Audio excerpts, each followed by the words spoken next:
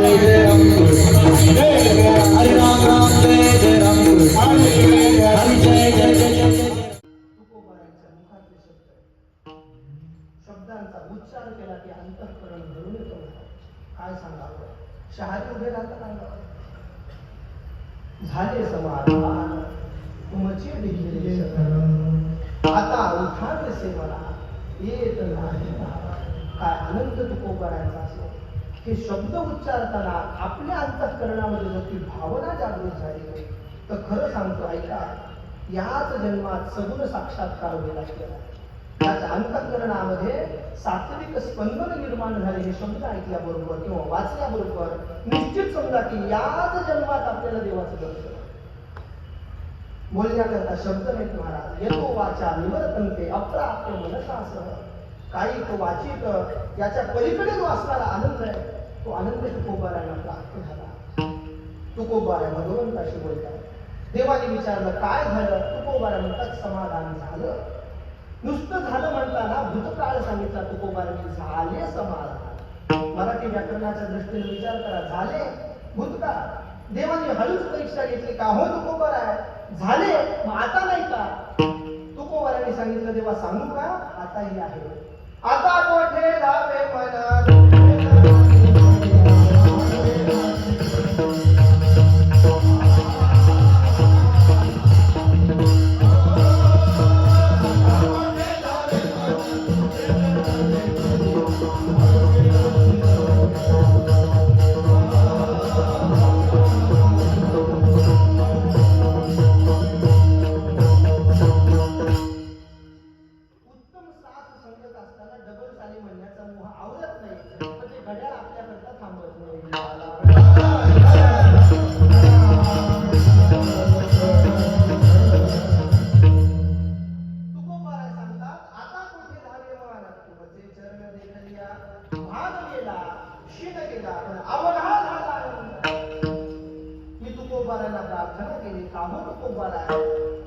अवघा शब्दाची गरज होती का. झाला आनंद म्हटलं असतं तरी चाललं असतं. तुकोबारांनी सांगितलं बाबा झाले अगोदर म्हटलं तर ते मला वाईट वाटलं म्हणून पुन्हा वर्तमानामध्ये येण्याकरता अवघा झाला आनंद. हे तुकोबारा बोलतात. तुकोबारा म्हणतात आता वर्तमान हा. आता शब्द नेहमी वर्तमान कालवाचक आहे म्हणून आता. तुकोबारांनी सांगितलं तेव्हा समाधान झालं पण आता आनंद झाला. आनंद होणं म्हणजे काय. लाडू जिलेबी गुलाबजामुन श्रीखंड खाल्लं म्हणजे आपल्याला काय होतो आनंद होतो. किती काळ टिकतो. किती काळ टिकतो. बरं आनंद लाडू खाल्ल्यानंतर होतो मग सगळ्यांना व्हायला पाहिजे. म्हणजे रोज इन्सुलिन घेतात त्यांना लाडू खाल्ल्यावर काय होतं. आनंद वस्तूच्या प्राप्तीमध्ये नाही चित्ताच्या स्थिरतेमध्ये. चित्त आणि चैतन्य ज्या वेळेला एकरूप होतं त्यावेळेला आनंद प्राप्त होतो. चित्त तुकोबारांचं आहे आणि चैतन्य म्हणजे परमात्मा. या दोन्हीची गाठ पडली. चित्त चैतन्य आपले मिठी दिसे हरिरूपावली सृष्टी. आनंद प्राप्त झाला. तुकोबाराने देवाला सांगितलं दर्शन घेतलं. तुकोबाराने झाले. प्रत्येक वारीला तुकोबारा आनंद भोगताय. एक दिवस परमात्माने सांगितलं का हो तुकोबारा तुमच्या सेवेचं ऋण माझ्यावर एवढं आहे की तुम्ही आल्यानंतर मला उभं राहता येत नाही. मान खाली घालायला लागते. ज्यांना आपल्याला मदत केली असेल पडत्या काळामध्ये त्याच्या समोर आपल्याला आपली पाऊल ताट करता येते. भगवान परमात्मा म्हणतात तुकोबारा तुमच्या सेवेचं ऋण एवढं झालं की मला आता मान वर करून उभं राहणं शक्य नाही आहे. तुकोबारा म्हणतात देवा काय अपेक्षा आहे. देव मागे लागले महाराज. तुकोबारा महाराज काहीतरी मागून घ्या काहीतरी मागून घ्या. तुकोबारांनी सांगावं देवा वडिलांची रीत जाणत असो. वडिलांनी सांगितलं मागू नका पण तुकोबारांनी पळवाट शोधली महाराज. एखादा नवीन कायदा मंजूर झाला की त्याच्यातून वाटा शोधण्याचं काम आपण करतो. एखादा नवीन नियम सुरू झाला की तो नियम धाब्यावर कसा बसवायचा हे आपल्याला असतं. तुकोबारांनी पळवाट काढली महाराज. तुकोबारा म्हणतात मागू नये हे मी सांगतोय पण काय मागावं हे मीच सांगतो. तुकोबारा देवाकडे पाहता देवा मागण्याची इच्छा हरकत नाही. तुम्ही म्हणताय मनसे काही मागा. तेव्हा तू म्हणतोय ना एक काम करा. ज्या योगीला ज्या सेवेला तुझी प्राप्ती मला झालेली आहे तीच सेवा मला पाहिजे, याच्या व्यतिरिक्त दुसरं तिसरं काही नको. अभंगाचं पहिलं तुझ मागणे ते तुझ मागणे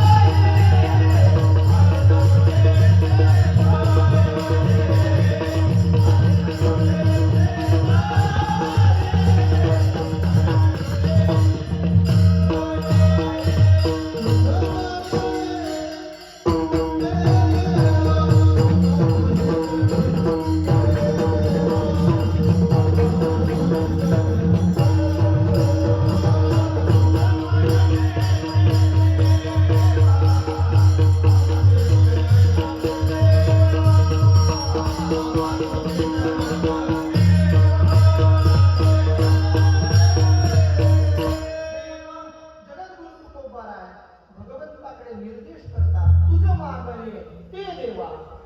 ते या शब्दानेही तुकोबारांना काहीतरी सुचवायचं आहे, पण देव शब्दाचा उत्तर तुकोबारांनी जाणीवपूर्वक केला. तुकोबारा म्हणतात देवाच्या व्यतिरिक्त कोणाला मागायचं नाही, मागायचं असेल तर देवालाच मागायचं. आणि त्या तुकोबारांचा स्वभाव सांगू का, मागणे ते तुझं मागो, जीवभाव तुझं सांगू. तुकोबारा सांगतात बोलायचं असेल तरी मी देवाशी बोलतो. का देवाशी बोलतो? मी देवाचा अनन्य भक्त आहे. जगताशी बोलून पाहिलं, प्रत्येकाला सांगून पाहिलं, कोणी ऐकलं नाही. मला वाज कसे बोंब कोणी तुकोबारा सांगतात जगानं माझं ऐकलं नाही. अनेक वेळेला मी उपदेश केला, ओरडून सांगितलं, हकारून सांगे तुका. जगतानं पाठ फिरवावी तुकोबारांकडे. म्हणून तुकोबारा म्हणतात मागणे ते तुझं मागो, जीवभाव तुझं सांगू. देवाशिवाय मी आता कोणाशी बोलणार नाही. देवाशिवाय आणि देवाचंच बोलणार. बोलण्याची नाही आता देवा देवाशिवाय कोणाचं बोलणार नाही. तुकोबारा म्हणतात देवालाच मागावं, कारण इतरांमध्ये देण्याचं सामर्थ्यच नाही. भगवान परमात्माचं वर्णन करताना तुकोबाराने सांगितलं, तोच परमात्मा कसा आहे, दानशील आहे. विटेवरी ज्याची पावले समान तोच दान तुकोबार आहे. आणि म्हणून त्याच्याकडे मागायचं. मागत असताना तुकोबाराने देवालाच मागितलं. देवा म्हणून मागितलं, तुझं मागणे ते शब्दांचा उच्चार करून मागितलं. पण मागितलं काय? तुकोबारा म्हणतात सेवा पाहिजे. तुकोबारांना विचारलं, महाराज सेवा का पाहिजे? तुकोबारा म्हणतात मी ज्यावेळेला नामदेवांच्या रूपाने अवताराला आलो, त्यावेळेला याच सेवेच्या बळानं मला भगवंताची प्राप्ती झाली. मला जन्मोजन्मी आम्ही जोडी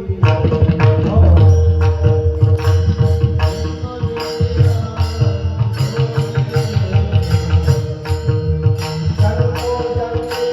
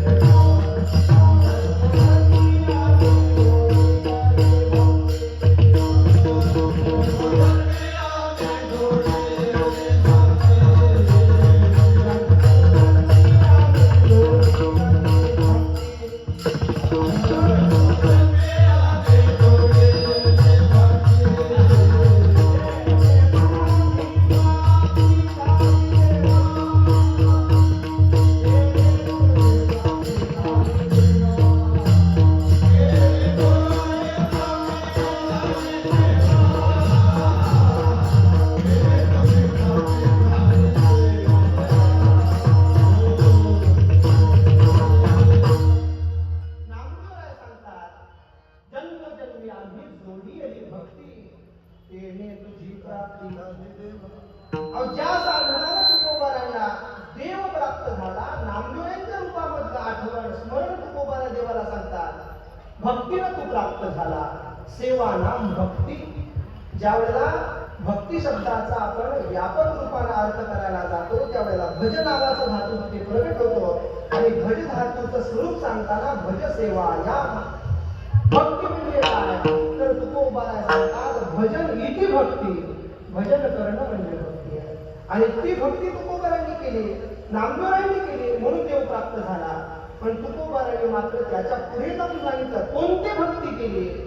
मग तुकोबारांनी सांगितलं ज्या नवविधा भक्ती आहे त्याचा विचार करा. श्रवणम, कीर्तनम, स्मरणम याच्यामध्ये पाद सेवा नावाची भक्ती आहे आणि ती भक्ती तुकोबारा म्हणतात आम्ही केली म्हणून आम्हाला काय पाहिजे तुझी चरण सेवा पाहिजे विठाला.